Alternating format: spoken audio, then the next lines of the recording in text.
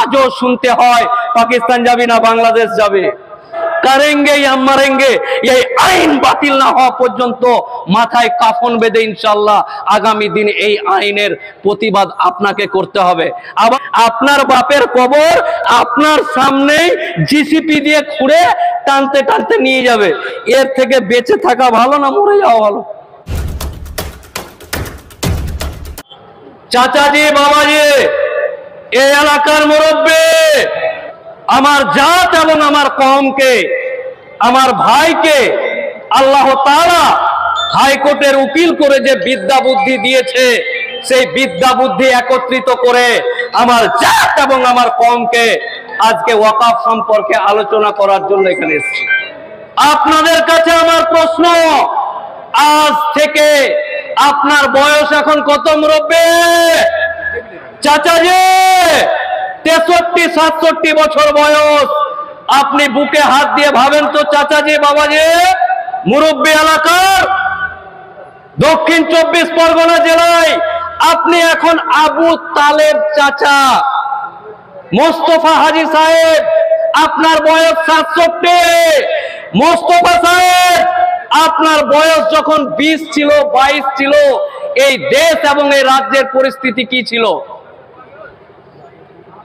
রমজান চাচা, মফিজুল ভাই, হাজী সাহেব, মুফতি সাহেব, এলাকার গণ্যমান্য ব্যক্তি যার বয়স 67 বছর, তার কাছে আমার প্রশ্ন, এই দক্ষিণ 24 পরগনা জেলা ধোলাহাট থানার এলাকার আপনার বয়স যখন 20 এবং 22 ছিল, তখন এই রাজ্যের পরিস্থিতি কি ছিল?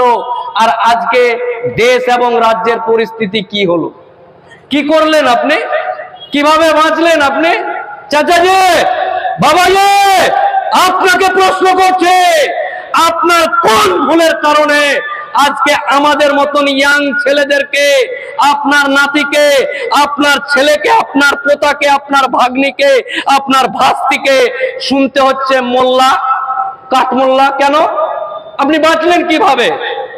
আপনার পায়ে হাত দিয়ে আমি প্রশ্ন করছি আপনাকে, আপনার জীবদ্দশার অবস্থাতে সরকার বিভিন্ন রকম ভাবে কখনো 3 তালাক, কখনো এনআরসি, কখনো এবিসি, কেপিসি বলে আপনি বেঁচেই আছেন, কবরে যাননি।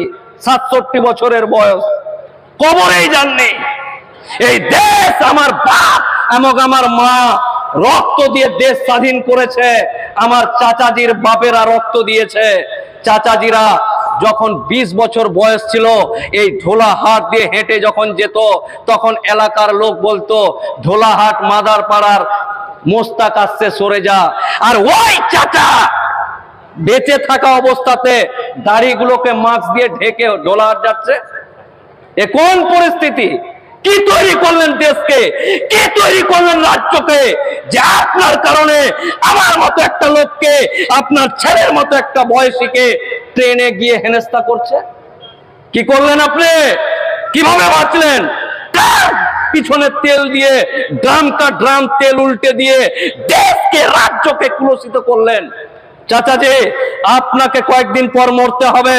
2019 সালে আপনার ছেলে আপনার দাদার কবরে গিয়ে লাত মেরে বলেছে, এই দাদা, 62 সালের দলিল না দিয়ে মরে গেছিস কবরে, এখন দিলীপ ঘোষেরা দলিল চাইছে, তুই কবরের দলিল না দিয়ে মরে গেছিস।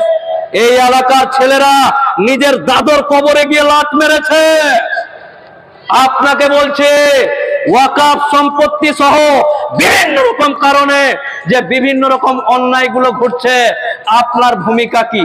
কি করলেন আপনি? আপনি যে মরে যাবেন, আর কয়েক বছর পর আপনি মরবেন, কি রেখে যাচ্ছেন পৃথিবীটাতে? কোন পৃথিবী রেখে মরছেন আপনি? ভাবতে আপনাকে হবেই। আজকেই ফোনটা কার? এই ফোনটা ধরেন, এই ফোনটা কার আছে? সাইলেন্ট করুন। আজকেই বাড়িতে গিয়ে চিত হয়ে আকাশের দিকে মুখ তুলে ঘুমিয়ে যখন ভাববেন যে উকিল সাহেব এসেছিল, নাকটা বড়, গাল নেই, ঠিকই তো বললো যে আমার 22 বছর অবস্থাতে দেশের রাজ্য বিভিন্ন রকম ছিল, আজকে এই হয়ে গেল।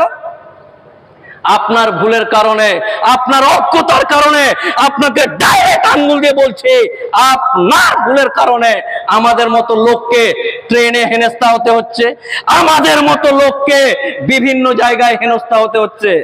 চাচাজি, বাবাজি, এখনো আমার জাত একসাথে বাপ বেটা বসে মদ খায় না, এখনো বাপ বেটা বসে সিগারেট খায় না। আপনাকে সচেতন হতে হবে, এই দায়িত্ব আপনাকে নিতে হবে। আমার শ্রদ্ধেয় আব্বাজান যদি মারা যায় তো আমি মোফাক্কেরুল ইসলাম আমার নেটওয়ার্ক, আমার ক্ষমতা, আমার পাওয়ার অবলম্বন করে যদি আমার মনে করি যে আমার শ্রদ্ধেয় আব্বাজানকে হাইকোর্টে মামলা করে হোক, নেটওয়ার্ক ধরে হোক, আর চেন ধরে হোক, ধর্মতলার বুকে আমার আব্বাকে কবরস্থ করব। এই এলাকার জয়নাল, এই যে মফিজুল চা বেচছে, এই যে জয়নাল ভুটভুটি চালাচ্ছে, এই জয়নাল, এই মফিজুল, তোর বাপকে কি করবি তুই? তোর বাপকে বাঁচাতে তোকে জাগতে হবে, এই জাত এবং কমকে জাগতে হবে, জাগতে আপনাকে হবেই। হলো অনেক দিন, ৭৫ বছর, ৭৫ বার বুকে পতাকা নিয়ে দেশ স্বাধীন করার পরও পতাকা তুলেছি। আজও শুনতে হয় পাকিস্তান যাবি না বাংলাদেশ যাবে। ব্রাদারান ইসলাম অত্যন্ত আক্ষেপের সুরে, অত্যন্ত দুঃখী অবস্থাতে কাঁদতে কাঁদতে আপনাকে বলে, এই জাত এবং এই কমকে বলে, ব্রাদারান ইসলাম আপনারা জানেন শরিয়াত আমরা মানে, আমাদের এই এলাকাতে যে সমস্ত কবরস্থান নুরুদ্দিন সাহেব পাঠ পাঠ করে আইনগুলো বলে, একটা আইন বলছি 48টা, কামরুজ্জামান ভাইরা সব ডিটেলস আপনাদেরকে বলবে। একটা কথা আপনাকে বলি, 48টা নতুন পাপ যোগ হয়েছে। তার মধ্যে একটা পাপ কি, এই এলাকার রহিম হাজি, এই এলাকাতে এইখানে 5000 মুসলমান আছে, এইখানে 10 বিঘা কবরস্থান আছে। এই কবরস্থানে বৃষ্টির দিনে জল উঠে যায়। আমার বাপ যখন মারা গেছে, এইদিকে মসজিদের মাইকে আজান হলো, কবর খুঁড়তে গেল, কবরে পানি। আমার প্রিয় আব্বাজান যার পানিতে আমি তৈরি, সেই আব্বাজানকে পানি অবস্থাতে কবর দেওয়া হয়েছে। এই দেখে এই এলাকার মোস্তফা হাজিকে গিয়ে যখন এলাকার মুসলমানরা বলল, মোস্তফা সাহেব আপনার ওই উঁচু জায়গাটা 10 কাঠা আছে, আমাদেরকে দান করুন, আল্লাহ আপনাকে সম্পত্তি দিয়েছে, ইজ্জত দিয়েছে, হাজি সাহেব আপনি আপনার ওই দিঘির পাড়ের উঁচু জায়গাটা দেন, আমরা এলাকার মুসলমানরা এখানে কবরস্থানে কবর দিব। হাজি সাহেব বলল ঠিক আছে, দিয়ে দিলাম। এর আগে পর্যন্ত, এই আইন আসার আগে পর্যন্ত আপনারা গেলেন এলাকায় বিএলআর অফিস, রেজিস্ট্রি অফিসে, দলিল কাগজপত্র রেডি হলো, হাজি সাহেব আধার কার্ড নিয়ে টিপটাপ দিয়ে রেজিস্ট্রি হয়ে গেল কবরস্থান। বর্তমান আইনে বলছে এই হাজি সাহেবকে আধার কার্ড নিয়ে যেতে হবে। আপনাদের আধার কার্ড আছে?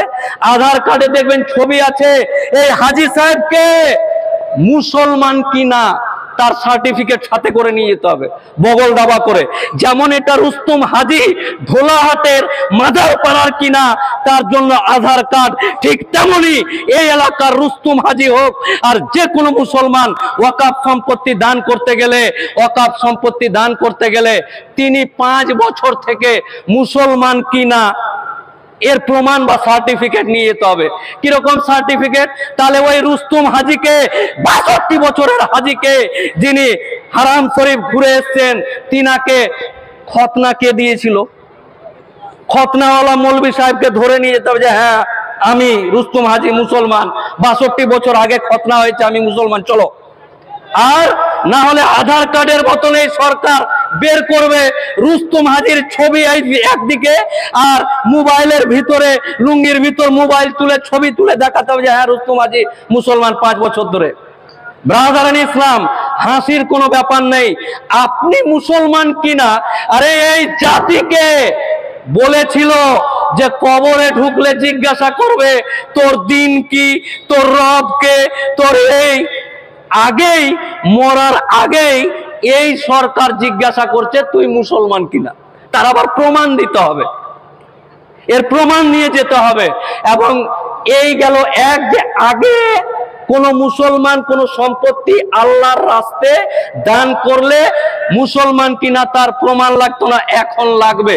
আর একটা ছোট্ট উদাহরণ দিয়ে আমার বক্তব্য শেষ করব, সেটা হলো এই, ভালো করে বুঝেন মুসলিম সমাজ, আইনিগতভাবে কুটকাচালি করে বুঝাতে অনেক সময় লাগবে। ডাইরেক্ট বলছি, এই এলাকার 10,000 মুসলমান, এইখানে কবরস্থান আছে 10 বিঘা। কয় বিঘা? 10 বিঘা। এই 10 বিঘা নরেন্দ্র মোদী এবং তার সরকার বলছে, এই মুসলমান কাঠমোল্লা, তোরা তো মরিস, এই এলাকার মানুষ মরে যায় 6 মাসে 2টা, 3 মাসে 1টা, মাসে 1টা, বছরে 10টা বা 15টা। তোরা 10,000 মুসলমান 10 বিঘার মতো দামি জায়গাটা ঢোলা হাটে ঘেরে রেখে দিয়েছিস কেন? তো তো মরিস বছরে 10টা 5টা, তো 10টা 5টাকে মাটি দিতে কতটা জায়গা লাগে? 10 কাঠা লাগে। 10 কাঠা তোরা আলাদা করে ঘেরে নে, আর 9.5 বিঘা সরকারকে দিয়ে দে। ওই সরকার ওখানে ভুটভুটি স্ট্যান্ড করবে, আর পানের পিচ ফেলবে, বাস স্ট্যান্ড করবে, বা আর কিছু করবে। মানে মুসলমানের রক্ত নেই, পুজ হয়ে গেছে। মুসলমানের রক্তটা আর রক্ত নেই, পুজ হয়ে গেছে। আমার বাপ যেখানে শুয়ে আছে, আমার মা যেখানে শুয়ে আছে, আমার দাদু যেখানে শুয়ে আছে, এই সরকার ওই জায়গাটা নিয়ে ওখানে টোটো স্ট্যান্ড আর বাস স্ট্যান্ড করে আমার বাপের কবরে টোটো চালাবে, পানের পিচ ফেলবে। আর আমি মোফাক্কেরুল ইসলাম, মানে আমি মুসলমান, আমার রক্ত পুজ হয়ে গেছে। তাই আপনাদের সকলকে এই বিপদ ঘনিয়ে আসছে জাতির উপর। চাচাজি, মাইন্ডে এবার আপনাকে নিতেই হবে, করেঙ্গে আমারেঙ্গে। এইবারই শেষ। অনেক ফাঁকি দিলেন, অনেক সময় নষ্ট করলেন, অনেক রকম গল্প গুজব করে টাইম দিয়েছেন। এটা যদি আপনি মনে করেন হালকা ভাবে নেন, তাহলে আর বাঁচলো কি? আপনার বাঁচলো কি? আপনার বাপের কবর আপনার সামনেই জিসিপি দিয়ে খুঁড়ে টানতে টানতে নিয়ে যাবে। এর থেকে বেঁচে থাকা ভালো না মরে যাওয়া ভালো? তাই আপনাদের সকলকে একটু 1 মিনিট চিন্তা করার কথা বলতে আসছি। চিন্তা করতে হবে যে দেশটা কোথায় যাচ্ছে, রাজ্যটা কোথায় যাচ্ছে। কেন একজন হাইকোর্টের উকিল, কেন একটা দেশ বরেণ্য ব্যক্তি, কেন কামরুজ্জামান ভাই, কেন নুরুদ্দিন সাহেব এবং রইসুদ্দিন সাহেবেরা এই ফাঁকা মাঠে গরমের দিনে কেন আসবে? কি দরকার পড়েছে? কোন এমন ডাল ডলে গেছে? না, আপনাদেরকে বলতে এসছি। কারণ আমি মনে করি এই এলাকার মানুষ দিন আনে দিন খায়, দিনে 300 টাকা ইনকাম করবে কি করে, এতেই দিন চলে যায়। আর এই ইনকাম করতে গিয়ে রাজ্য এবং দেশ কোন দিকে চলে যাচ্ছে, এটা আপনাদেরকে ভাবার সময় এসছে। তাই ব্রাদারান ইসলাম, দেখেন মক্কা শহরে যখন চারিদিক থেকে হাতি দিয়ে আক্রমণ করতে আসে, তখন কিন্তু আবাবিল পাখি এসেছিল। নুড়ি পাথর মুখে নিয়ে আবাবিল পাখি এসেছিল। হে আল্লাহ, আল্লাহ আল্লাহ আল্লাহ, এই এলাকার চাচাজি, বাবাজি, মুরব্বী, হে আল্লাহ, এই পবিত্র মঞ্চ থেকে দোয়া রাখছি আল্লাহ আপনার কাছে, এই এলাকার বাবাজি মুরব্বীদেরকে তুমি আবাবিল পাখির মতন শক্তি দাও আল্লাহ। হে আল্লাহ, এই এলাকার বাবাজি চাচাজি যারা আছে, তারা যেন আপনার দ্বারা শক্তি প্রাপ্ত হয়ে এই দেশ এবং সমাজকে সুন্দরভাবে এগিয়ে নিয়ে যেতে যুবকদেরকে পথ নির্দেশনা করতে পারে আল্লাহ। হে আল্লাহ, প্রত্যেকটা মুসলিম সমাজের আমার ভাই বাবা মুরব্বী যারা আছে, তাদেরকে আবার বক্তব্য দেওয়া যাবে অনেক। 2টা কথা বলতে চাইছি এক্ষুনি, আজকেই, এক্ষুনি, এই মুহূর্তে, 1 সেকেন্ডের মধ্যে আপনাকে দেশ এবং সমাজ নিয়ে ভাবতে হবে। এক্ষুনি, না না না না, কোনো টাইম নেই, ভুল বুঝবেন না, এক্ষুনি এই মুহূর্তেই জাগতে হবে আপনাকে। জাগবেন না মানে আপনি ছেলে রাখবেন, মেয়ে নাতি পোতা এই ওই দিস দ্যাট রেখে মরে যাবেন। আর আমাদেরকে ধোলাহাট থেকে পার হয়ে টুকটুকিতে গেলে বলবে আয় নামা, আয় নাম, উকিল সাহেবের বাটো নাম, দেখে দেখি ব্যাগে কি আছে, এই বলেই মেরে দিবে। আর আপনি বেঁচেই থেকে গেলেন, কি করে হবে? ওয়াকাফ সম্পত্তি আল্লাহর সম্পত্তি, ওয়াকাফ সম্পত্তি আল্লাহর রায়ে দান করা সম্পত্তি। আপনি বেঁচে আছেন, আপনি জীবিত আছেন, আপনি ছটফট করবেন, এই এলাকার মানুষজন ছটফট করবেন, আল্লাহ তোমার সম্পত্তি নিয়ে নিতে চাইছে, আল্লাহ আমি খেতে পাচ্ছি না, আল্লাহ আল্লাহ আমি ছটফট করছি আল্লাহ। তাই নির্দিষ্ট পদ্ধতিতে বুজুর্গ যারা আছে তারা আপনাদেরকে দিক নির্দেশনা দিবে। সেই দিক নির্দেশনা অনুযায়ী যেভাবে যা করতে হয় করেঙ্গে ইয়া মারেঙ্গে। না না, আর বেঁচে থেকে লাভ নেই, কোনো লাভ নেই। খেলাম আর বাঁশতলায় গিয়ে ঝাড়লাম, কোনো লাভ নেই।